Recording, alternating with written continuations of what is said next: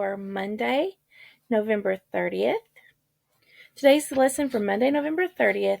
And to prepare for this lesson, I want you to go ahead and open a tab, pause the video, open up a tab for the 321. You'll see that underneath Module 1.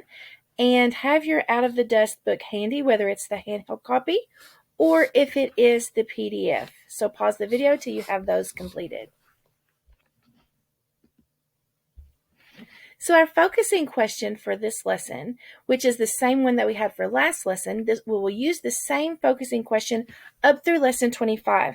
How does hardship alter the characters' perspectives in Out of the Dust? The content framing question for this lesson is, what does analysis of the characters' thoughts and actions reveal about the themes of Out of the Dust? And then the craft question is, how do I integrate evidence? And the craft question is what we're really going to focus on with this lesson. So again, our craft question is, how do I integrate evidence? So I want to show you a handout that came with our curriculum on it gives different examples or strategies for incorporating evidence or quotes into your writing. So let's go over some of these. The first one, when you're trying to include some evidence, is use a complete sentence followed by a colon to introduce a quotation that consists of one or more independent clauses. So here's an example of what that would look like here to the right.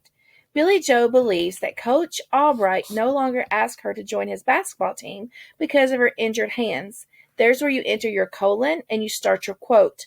Coach Albright doesn't say anything to me about basketball this year. I haven't gotten any shorter. It's because of my hands, end quote, page 89. So if you see these backslash marks between, like after about and after year, that is just showing that in a poem, that's where the next line begins. So you would only have those backslash marks, and you don't have to include them in your evidence, but if you want to, you only do that with poetry. So the second example is use an introductory phrase followed by a comma to introduce a quotation that consists of one or more independent clauses. Here's the example for that one. According to Billie Jo, comma, so your introductory phrase is according to Billie Jo, and then you start your quote. Mad Dog doesn't stare at her deformed hands. He looks at her like she is someone he knows. And that's page 92. Another option is to just use just a word or a phrase from the text and incorporate into your own sentence. Because I know that there's times when you just want to use a little part of a sentence or a phrase and you don't want to really put the whole thing. So here's what that would look like.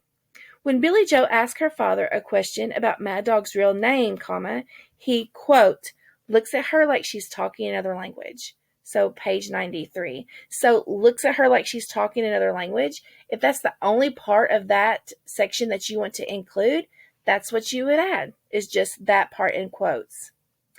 And then the last way you can incorporate evidence is incorporate the quotation at the beginning, the middle, or the end of the sentence. And you can even divide it up into different parts within. So here's an example of what that would look like.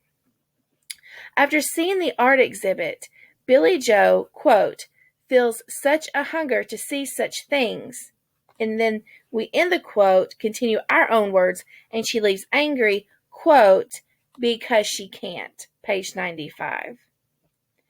So if you notice that there's times when you see it's bracketed, like the words like her and she is, feels, she, and they're in brackets. The reason is because maybe some of the language and wording was changed within the quote to fit the sentence. You should change the verb tense to present whatever you're discussing. So that won't always be the case, but if you ever do have to change a verb phrase, or you have to change the pronoun or add in the pronoun that's not there to make your sentence make sense, you just put those words in brackets. So those are different ways that you can incorporate evidence within your writing. And it's important that you try to experiment with all different kinds of ways of inserting evidence. It makes your writing stronger. So why is correct evidence citation important? Why is it important that you you do this correctly. When evidence is correctly incorporated and integrated, the writing reads more smoothly. The reader can more easily follow the writer's idea.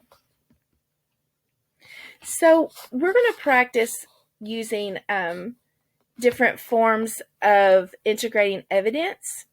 You will find the different ways of integrating evidence. You will find that in underneath classwork. You will see it at the top, and it shows you different examples of how you can include evidence, just like we went over.